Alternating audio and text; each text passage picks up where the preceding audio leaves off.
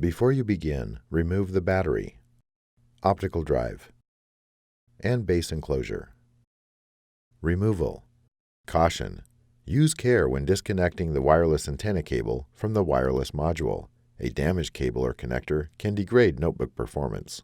Carefully disconnect the wireless antenna cable from the wireless module by grasping the connector with a small pair of needle-nose pliers or tweezers.